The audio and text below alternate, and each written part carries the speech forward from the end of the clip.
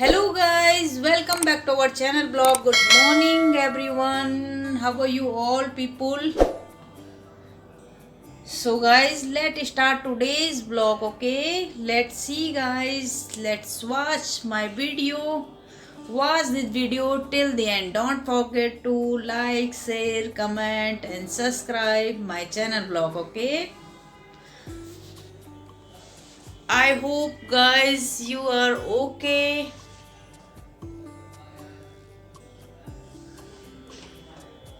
So guys देख सकते हैं ये मेरा ऑफिस है जहाँ पे आप मुझे अभी देख रहे हैं।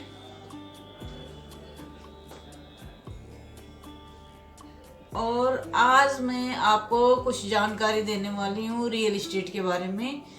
क्या रियल इस्टेट क्या होता है और रियल इस्टेट कितने प्रकार का होता है और रियल इस्टेट से हमें क्या क्या बेनिफिट हो सकते हैं, तो उसके बारे में आज डिस्कस करेंगे। तो चलिए जानते हैं। और रियल इस्टेट बिजनेस किसे कहते हैं? इस्टेट एक अंग्रेजी भाषा का शब्द है जिसका हिंदी अर्थ है जमीन, जायदाद या अचल संपत्ति। एग्जाम्पल के लिए जैसे कि खेती की जमीन हो गई, खेती की जमीन या प्लॉट या ऐसी जमीनें जिसमें हम मकान, घर, दुकान, विलाज, ऑफिसेज, होटल्स, बार, रेस्टोरेंट वगैरह बना सकते हैं, या फिर कोई बना घर, मकान, दुकान या फार्म हाउसेस जहाँ पर बने होते हैं। सो गाइस, रियल एस्टेट का मतलब है जमीन, जायदाद या जमीन से जुड़ी हुई जितनी भी संपत्ति, अचल संपत्ति जो होती है वो रियल इस्टेट के अंदर आती है। और गाइस रियल इस्टेट 5 प्रकार का होता है। सबसे पहले आती है जमीन की लैंड। सो गाइस जमीन भी कई प्रकार की होती हैं, जैसे कि खेती की जमीन, बंजर जमीन, डेवलप जमीन, अनडेवलप जमीन, रिजर्व जमीन। रिजर्व जमीन वो होती है जो कि बिल्कुल रिजर्व रहती है, जैसे गवर्नमेंट के लिए उन्होंने कुछ ज़मीनों को अलग से रख दिया, तो उसमें क्या है कि सिर्फ गवर्नमेंट की ही चीज़ें बनेंगी, गवर्नमेंट के हॉस्पिटल बनेंगे, गवर्नमेंट के स्कूल बनेंगे, गवर्नमेंट के ऑफिसेज बनेंगे, तो उसको कहते हैं रिजर्व ज़मीन। ऐसे ही कई प्रकार की ज़मीनें होती हैं जिसमें हम क्या बनाते हैं, लॉज बनाते हैं, घर बनाते हैं, हॉस्पिटल बनाते हैं। तो इस पे सेकंड नंबर पे हमारा आता है residential real estate. Residential real estate यानी रहीवासिया ज़मीन, जिसमें कि हमारी फैमिली या आपकी फैमिली रह रही होती है, जैसे कि फ्लैट हो गए, अपार्टमेंट हो गया, घर हो गए।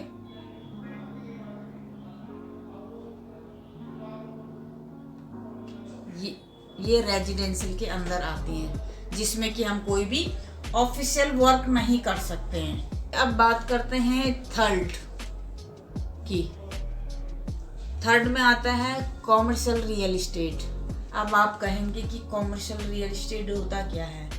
So guys commercial real estate वो होता है जिसके अंदर हम क्या करते हैं, कॉमर्शियल एक्टिविटी कर सकते हैं, बिजनेस पर्पस के लिए यूज़ किए जाते हैं, जैसे कि दुकान हो गई, मॉल्स हो गए, क्योंकि मॉल के अंदर काफ़ी सारी दुकानें होती हैं, वो सब कॉमर्शियल के अंदर आती हैं। में आते हैं shop, showroom, office, shopping mall, office spaces, hotels, ये सारी चीज़ें क्या आती हैं, कॉमर्शियल रियल इस्टेट के अंदर आती हैं, जहाँ की हम इनकम के सोर्स बनाते हैं। जैसे कि हम दुकान चलाते हैं, वहाँ से पैसा कमाते हैं, होटल बनाते हैं, वहाँ से भी पैसा कमाते हैं, ऑफिसेज बनाते हैं, वहाँ से भी पैसे कमाते हैं या अर्निंग का स्रोत करते हैं, अर्निंग करते हैं। अब आपके पास फोर्थ आता है industrial real estate. Industrial real estate यानी औद्योगिक रियल एस्टेट, जिसके अंदर की हमारे क्या आती है, फैक्ट्री आती है, गोदाम आते हैं, फार्म हाउसेज आते हैं, जो कि इंडस्ट्री पर्पस से बनाए जाते हैं। कोई भी शहर हो, छोटा शहर हो, बड़ा शहर हो, उसमें एक एरिया चूज किया जाता है जिसके अंदर इंडस्ट्री एरिया एक बनाया जाता है, जिसमें कि फैक्ट्री, गोदाम, वहाँ पे सिर्फ आपको यही मिलेंगी, बड़ी बड़ी फैक्ट्रीज मिलेंगी, गोदाम्स मिलेंगे, फार्म हाउसेज मिलेंगे। तो इस तरह के चीज़ें जिसके अंदर आती है उसे इंडस्ट्री एरिया कहा जाता है। व्यावसायिक रूप में यूज किए जाने वाले रियल एस्टेट इंडस्ट्री एरिया के अंदर आते हैं, जिसमें कि हम गोदाम बनाते हैं, फैक्ट्री बनाते हैं, जैसे कि तेल की फैक्ट्री होती है, लघु उद्योग की फैक्ट्रीज होती है, जहाँ से हम माल का उत्पादन करते हैं।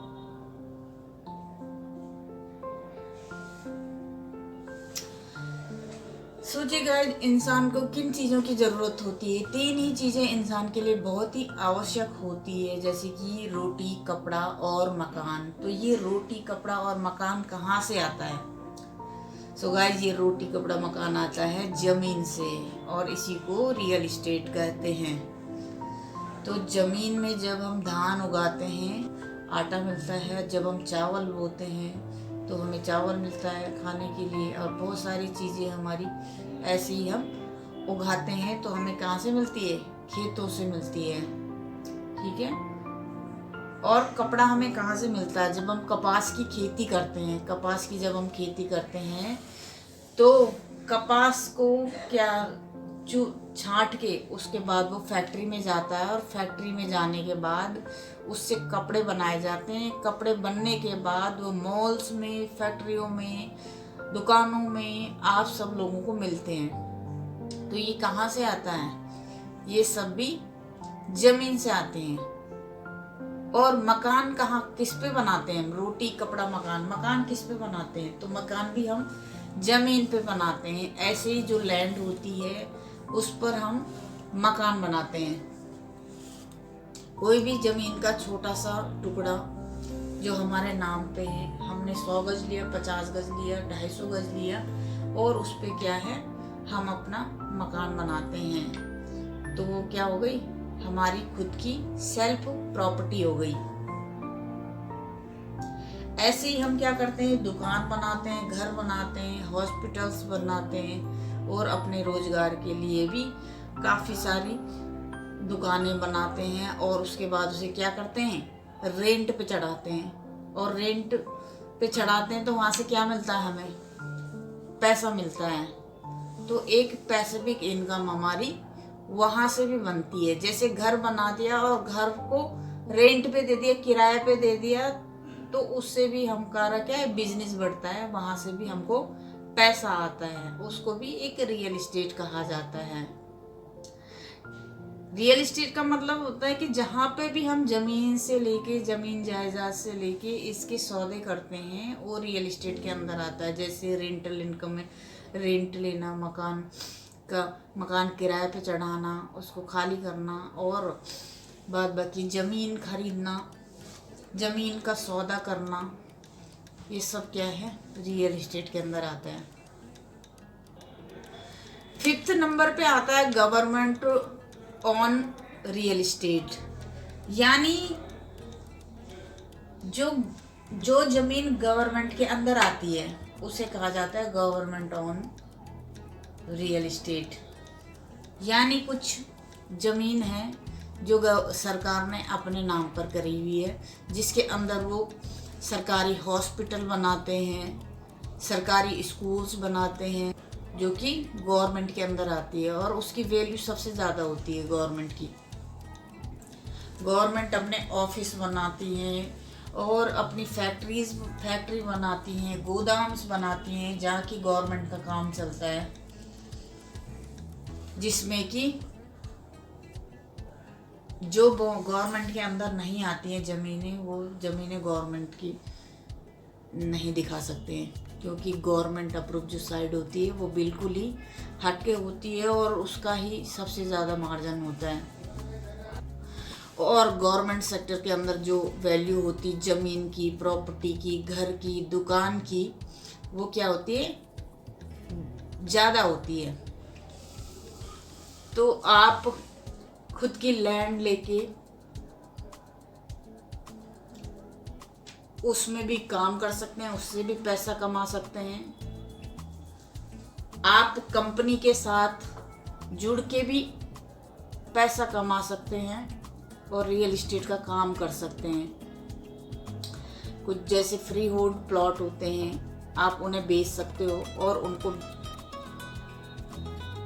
बेचने से आप क्या कर सकते हैं, पैसा कमा सकते हैं। वैसे कॉमर्शियल में होता है, कॉमर्शियल शॉप्स होती हैं, ऑफिस होते हैं, रिटेल शॉप्स होती हैं, जिन्हें आप रेंट पे चढ़ा के या उनका सौदा करके अच्छे दामों में उन्हें बेच के उससे क्या कर सकते हैं, आप पैसा कमा सकते हैं।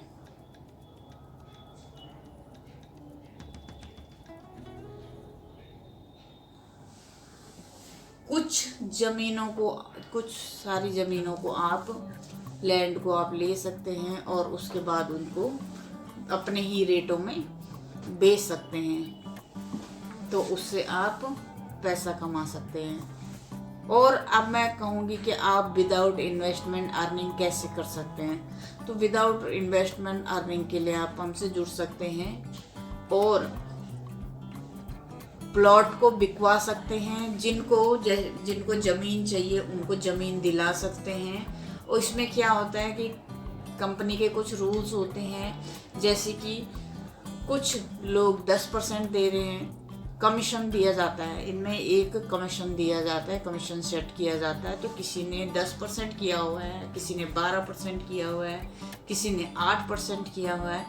इस तरह कंपनियां क्या है, अलग अलग कंपनियां आपको क्या देती हैं, कमीशन देती हैं और आपको कहती हैं कि आप हमारी कंपनी से जुड़ें और हमारे माल को बेचें। जब आप माल बेचते हैं, किसी का 100 गज, 50 गज, 150 गज अगर प्लॉट बेचते हैं, तो उसमें जो कमीशन आपकी बनती है वो कमीशन आपको मिलती है।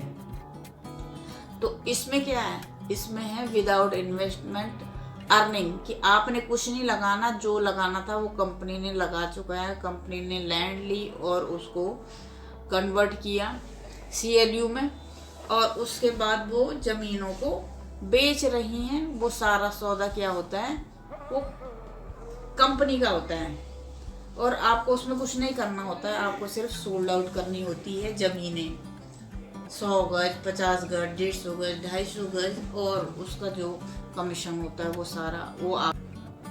ऐसे ही मेरी वीडियो को लाइक करें, सब्सक्राइब करें और कमेंट करें और कुछ ना कुछ ज़रूर लिखें, ताकि मुझे मोटिवेशन मिले और मैं आपके लिए अच्छी से अच्छी वीडियो बनाती रहूं। So guys, thank you for watching my channel blog. Okay.